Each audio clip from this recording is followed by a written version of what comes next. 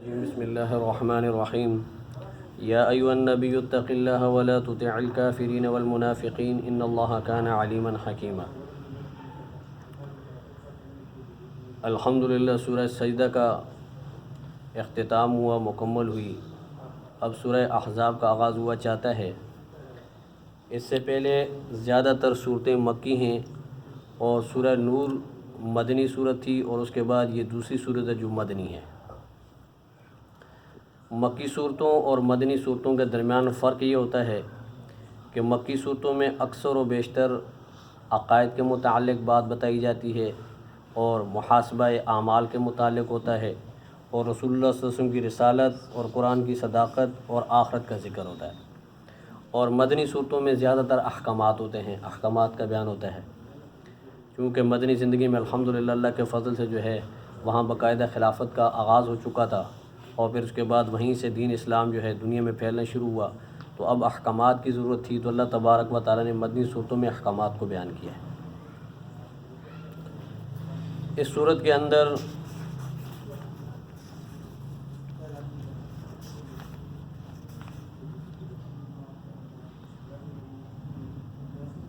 ترہتر آیتیں ہیں، 9 رکوع ہیں، 1282 الفاظ اور 5700 حروف پر یہ صورت مشتمل ہے۔ اس صورت کا مرکزی مضمون نبی رحمت صلی اللہ علیہ وسلم کی تعظیم اور تکریم کو بیان کرنا ہے۔ اس صورت کا نام احزاب ہے۔ احزاب حزب کی جمع ہے۔ حزب کہتے ہیں لشکر کو، جماعت کو، پارٹی کو، گروہ کو۔ چونکہ اس صورت میں آگے انشاءاللہ آئے گا تفصیل سے کہ مشرکین، کفار، منافقین سب نے اکٹھے مل کر مدینہ پر حملہ کرنے کا ارادہ کیا، اور مسلمانوں کو ختم کرنے کا مصمم ان کا ارادہ تھا، تو اللہ تبارک و تعالیٰ نے ان کو اس ارادے کے اندر ناکام کیا۔ صحابہ کرام نے حضرت سلمان فارسی رضی اللہ تعالیٰ عنہ کے مشورے سے حضور علیہ الصلوۃ والسلام نے خندقیں کھودیں مدینہ کے گرد، اور اس طرح یہ پورے کا پورا لشکر، ان کا پلاننگ جو ہے ساری ناکام ہو گئی۔ اس کو غزوہ خندق بھی کہا جاتا ہے اور غزوہ احزاب بھی کہتے ہیں۔ اس صورت کے اندر حضور علیہ الصلوۃ والسلام کی تعظیم اور توقیر اور آپ علیہ الصلوۃ والسلام کی تکریم کا بیان خصوصی طور پر ہوگا۔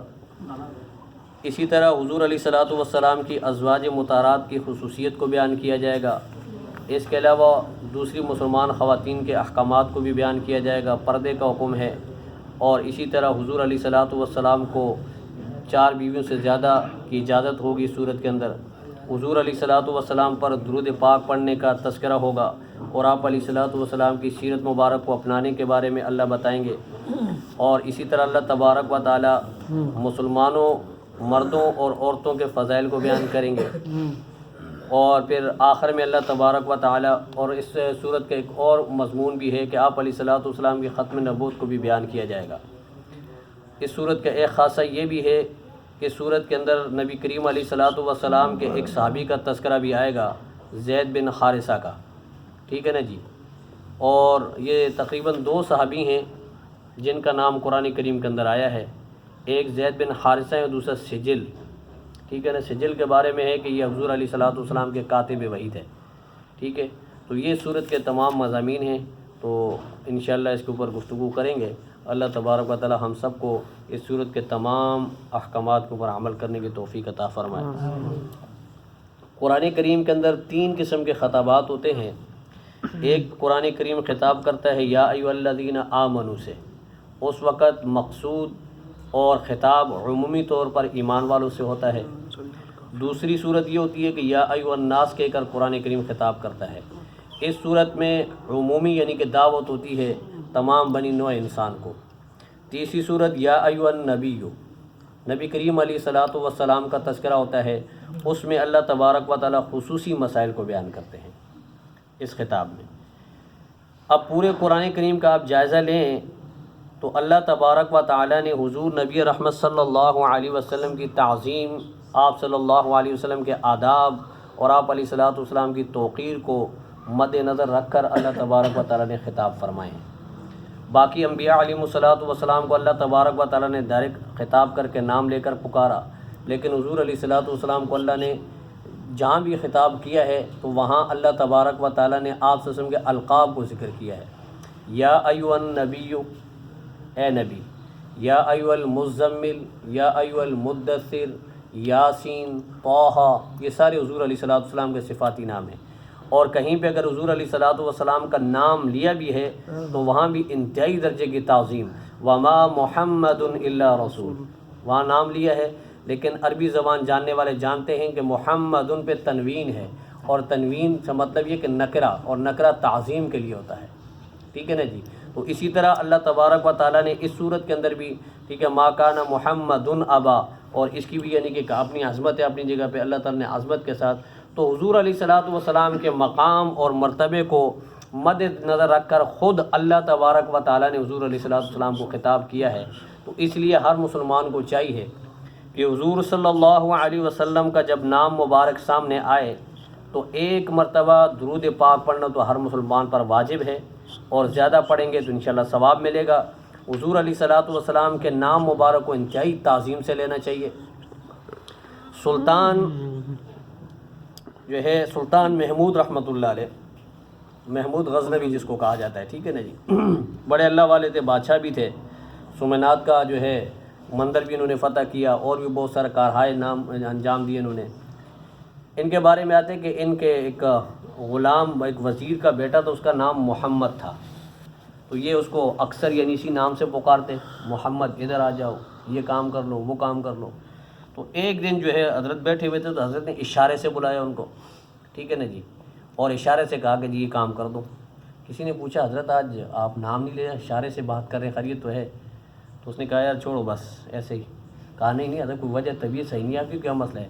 کہا کہ اصل میں آج میرا وضو نہیں ہے، اس لیے میں نے جو ہے نا نام نہیں لیا، اشارے سے بلایا، اور میں نے کبھی بغیر وضو کے محمد کا نام زبان پر نہیں لایا.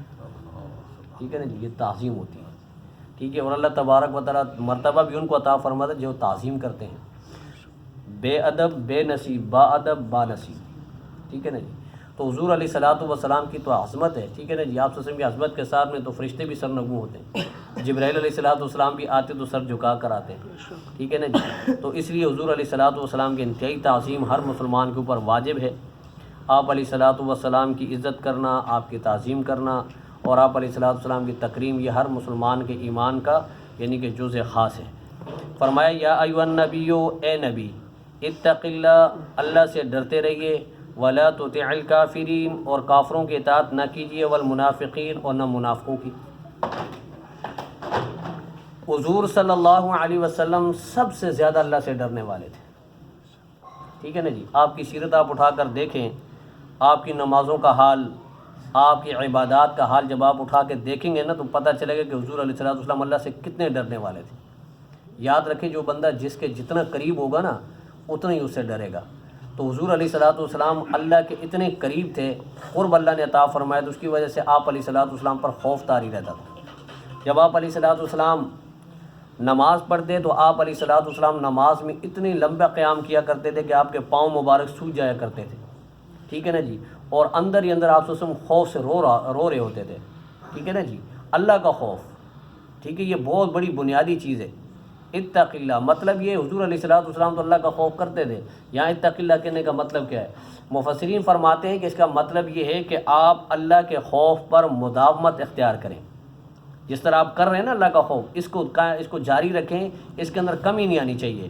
جس طرح دوسری جگہ میں اللہ تعالیٰ ارشاد فرماتے ہیں لئن اشرکت لیحبطن عملک، کہ اگر خدا نخواستہ آپ کے عمل کے اندر شرک کی ملاوٹ ہو جائے تو حضور کے عمل میں تو شرک نعوذ باللہ ممکن نہیں ہے. ٹھیک ہے نا جی. سمجھانا امت کو مراد ہے، لیکن وہاں پہ اللہ نے یہ خطاب کر کے کہا کہ اگر آپ کے اعمال کے اندر شرک کی ملاوٹ ہوگی تو آپ کے اعمال بھی برباد ہو جائیں گے. تو اس لیے یہاں پہ فرمایا کہ اتق اللہ، تقوی اختیار کیجیے. تقوی اللہ کی بہت بڑی عظیم نعمت ہے. ولا تطع الکافرین والمنافقین، اور کافروں اور منافقوں کی اتباع اطاعت نہ کیجیے. مکی زندگی کے اندر تو آپ کو پتہ ہے کہ کفار جو ہے اسی چیز کے پیچھے پڑے ہوئے تھے کہ جی اے محمد صلی اللہ علیہ وسلم آپ اپنے دین کے اندر نرمی پیدا کریں، اپنے لب و لہجے میں نرمی پیدا کر دیں تو ہم آپ کے ساتھ مل بیٹھتے ہیں، آپ کے ساتھ بات ہو سکتی ہے. آپ ایسا کریں کہ ہمارے معبودان باطل ہے نا، لات عزا منات وغیرہ، ان کو آپ برا بھلا نہ کہیں. ٹھیک ہے نا جی. اور کچھ ان کی تعریفی الفاظ ان کے لیے آپ کہہ دیا کریں تو ہم آپ کے خدا کے بارے میں اچھی باتیں کریں گے، آپ ہمارے خداؤں کے بارے میں اچھی باتیں کریں، یوں مل ملا کے چلتے رہیں گے۔ کافروں کا تو یہ شیوا تھا۔ اب منافقین جو ہے مسلمانوں کے کان بھرتے کہ بھائی ان کافروں کی طرف سے یہ جو بات ہے، یہ مطالبہ ہے، اس کو مان لینا چاہیے، تھوڑا کمپرومائز لچک دکھانی چاہیے۔ تو یاد رکھیں عقائد کے اندر لچک دکھانے کی قطعاً اجازت نہیں ہے، شریعت میں اس کے لیے انتہائی یعنی کہ سختی ہے کہ جو عقائد ہیں ان کے بارے میں لچک نہیں ہے۔ قل یا ایھا الکافرون، آپ کہہ دیجئے کافرو، لا اعبد ما تعبدون، میں عبادت نہیں کرتا ان کی جن کی تم عبادت کرتے ہو، ٹھیک ہے نا جی۔ اور خود حضور علیہ الصلوۃ والسلام کے بارے میں حدیث میں آتا ہے کہ جب حضرت ابو طالب جو ہے ضعیف ہو گئے، کمزور ہو گئے، تو مشرکین نے آ کر ان کو سمجھایا کہ ابو طالب اپنے بھتیجے کو سمجھا دے، یہ ہمارے بتوں کو برا بھلا کہتا ہے، ٹھیک ہے۔ ابو طالب حضور علیہ الصلوۃ والسلام کے پاس گئے، کہا کہ بھتیجے میں کمزور ہو چکا ہوں، بوڑھا ہو چکا ہوں، اب میں ان کے ساتھ لڑ نہیں سکتا، مقابلہ نہیں کر سکتا، لہذا تو اپنے جو ہے نا دعوت کے اندر تھوڑا سا یعنی کہ کمپرومائز کر لے، لچک پیدا کر لے۔ حضور نے فرمایا کہ اے چاچا جان، اگر ان لوگوں کے بس میں ہو نا تو یہ چاند کو لا کے میرے ہاتھ کی ایک ہتھیلی پہ رکھ دیں، اور ان کے بس میں ہو تو سورج کو لا کے میرے ہاتھ کی دوسری ہتھیلی پہ رکھ دیں، میں پھر بھی ذرہ برابر بھی کمپرومائز کرنے کو تیار نہیں، لچک پیدا کرنے کو تیار نہیں ہوں، مجھے حکم یہی ہے، ٹھیک ہے نا جی۔ تو دین کے معاملے میں تو بالکل کسی کی یعنی کہ اس کے پرواہ نہیں کرنی کہ بھائی یہ ناراض ہو جائے گا، یہ خوش ہو گیا، نہیں بھائی، ولا یخافون لومۃ لائم۔ اور عقائد کا معاملہ ہے، عقائد کے معاملے میں اور سختی ہے۔ تو منافقین اس قسم کی باتیں کرتے اور مشرکین یہ باتیں کرتے، یہ پھر مدنی جو زندگی اس میں بھی شروع میں یہی کچھ ہوا۔ منافقین کہتے کہ جن کے ساتھ جو ہے ان کا مطالبہ مان لینا چاہیے، اور کافر کہتے کہ جی آپ ہماری بات کو مان لیں۔ تو اللہ تبارک و تعالی نے فرمایا کہ آپ ان کی اطاعت ہرگز نہ کریں۔ ان اللہ، بے شک اللہ، کان علیما حکیما، اللہ تعالیٰ جاننے والے اور حکمت والے ہیں۔ اللہ تبارک و تعالیٰ سب کو جان رہے ہیں کہ یہ کیا منصوبے کر رہے ہیں، ان کی کیا باتیں ہیں۔ حکیماً، حکمت والے ہیں کہ جو بھی معاملہ اللہ کریم کرتے ہیں وہ حکمت سے کرتے ہیں۔ واتبع ما یوحی الیک، ہاں البتہ یہ قرآن کریم کے اندر بھی اللہ فرماتے ہیں کہ ولا تسبوا الذین یدعون من دون اللہ، ٹھیک ہے۔ آپ جو ان کے معبودان باطل ہیں نا، جو اللہ کے سوا جن کی یہ پوجا پاٹ کرتے ہیں، آپ ان کو گالم گلوچ نہ دیں، ٹھیک ہے۔ یہ بد اخلاقی کی بات ہے، ٹھیک ہے۔ دلائل کے ساتھ، ٹھیک ہے، قرآن کریم کی آیتوں کے ذریعے دلائل کے ساتھ ان کو سمجھائیں، ٹھیک ہے نا جی۔ لیکن ان کے معبودوں کو برا بھلا کہنے کی اجازت شریعت نے نہیں دی ہے۔ اگر آپ ان کے معبودوں کو بات جو باطل چیز ہے اس کو آپ برا بھلا کہیں گے، وہ ہمارے سچے خدا کو گالیاں دیں گے، ٹھیک ہے نا جی، تو معاملہ تو خراب ہو جائے گا نا۔ تو اس لیے ہم نے اپنے آپ کو خود ہی بچانا ہے، ٹھیک ہے۔ یہ مشرک ہے، جو جتنے بھی کافر آج دنیا کے اندر موجود ہیں، وہ کبھی حضور علیہ الصلوۃ والسلام کی گستاخی کرتے ہیں، کبھی قرآن کریم کی توہین کرتے ہیں، کبھی کیا کرتے ہیں، کبھی کیا کرتے ہیں۔ تو ہم ان کے مقابلے میں یہ نہیں کر سکتے کہ حضرت عیسیٰ علیہ السلام کی توہین کر بیٹھیں، حضرت موسیٰ علیہ السلام کی توہین کر بیٹھیں، ہم نہیں کر سکتے، ٹھیک ہے۔ ہمارا شریعت، ہماری دین ہمارا اجازت نہیں دیتا۔ تو اس لیے جو ہے ہم جو ہے بالکل ان کو کہیں گے کہ بھائی آپ جو کام کر رہے ہو نا، ہم وہ کام کرنے والے نہیں ہیں، ٹھیک ہے۔ اللہ تبارک و تعالیٰ نے ہمیں جو ہے پیار محبت سے سمجھانے کا حکم دیا ہے۔ ہم دلائل کے ساتھ بات کریں گے، ہم کسی کی گستاخی نہیں کریں گے۔ یہ جو آپ کو غالباً فرانس میں بھی یا ڈنمارک میں کسی ملک کے اندر، فرانس میں غالباً واقعہ، وہ قرآن کو جو جلایا تھا ایک عیسائی نے، تو ایک نوجوان، شامی نوجوان تھا، شام کا رہنے والا تھا، ٹھیک ہے۔ اس نے لوگوں کو جمع کیا، ٹھیک ہے نا، بائبل اپنے ہاتھ میں لی ہوئی تھی، ٹھیک ہے نا جی۔ اب سارے لوگ یہی منظر دیکھ رہے تھے، ابھی تھوڑی دیر کے بعد یہ بائبل کو آگ لگا دے گا، ٹھیک ہے نا جی۔ یہ مجمع یہی دیکھ رہا تھا، لیکن اس نے نوجوان نے جو ہے ایک طرف اپنے سینے کے ساتھ قرآن لگایا ہوا تھا اور بائبل ہاتھ میں لی ہوئی تھی۔ اس نوجوان نے لوگوں کو جمع کر کے لوگوں کو خطاب کیا، کہا کہ میرا قرآن مجھے یہ اجازت نہیں دیتا، حالانکہ یہ تمہاری جو بائبل ہے نا، یہ تحریف شدہ ہے، جھوٹی ہے، اس کے اندر کئی جھوٹ ملے ہوئے ہیں، یہ اللہ کی وہ سچی کتاب نہیں جو اللہ نے حضرت موسیٰ علیہ السلام پر نازل کی تھی یا عیسیٰ علیہ السلام پہ جو نازل ہوئی تھی، یہ وہ کتابیں نہیں ہیں، آپ نے تحریف کی ہوئی ہے، لیکن تب بھی میں اس کی عزت کرتا ہوں، میرے قرآن نے مجھے یہ حکم دیا ہے۔ تو دڑا دڑ کتنے لوگ وہاں پہ مسلمان ہو گئے۔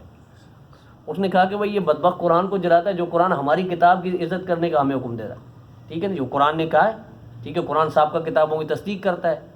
تو بہرحال اللہ نے فرمایا کہ دلائل کے ساتھ ان سے بات کی جائے، ان کے معبودان باطلہ کو برا بھلا نہ کہا جائے، اور واتبع ما یوحی الیک من ربک، اور آپ اتباع کریں اس چیز کی جو آپ کی طرف وحی کی جاتی ہے آپ کے رب کی طرف سے۔ ان اللہ، بے شک اللہ، کانا ہے، بما تعملون خبیرہ، تمام اعمال سے باخبر جو تم کرتے ہو۔ وتوکل علی اللہ، اور ایمان والوں کو چاہیے کہ وہ اللہ کی ذات پر بھروسہ رکھیں۔ وکفیٰ باللہ وکیلا، اور کافی ہے اللہ وکیلا، کارساز۔ تو کارساز، مددگار، حاجت روا، مشکل کشا اللہ ہی ہے۔ وکفا باللہ وکیلا وکفا باللہ نصیرا، مدد کرنے کے لیے بھی اللہ کافی اور کارساز و مددگار بھی اللہ کافی۔ تو ہر حال میں اللہ تبارک و تعالیٰ کی ذات پر بھروسہ کرنا یہ ایمان والوں کا شیوہ ہے۔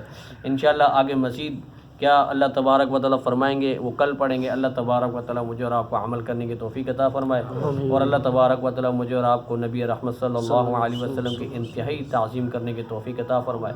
آپ علیہ الصلوۃ والسلام کی ذات بابرکات پر کثرت سے ہمیں درود پڑھنے کی توفیق عطا فرمائے۔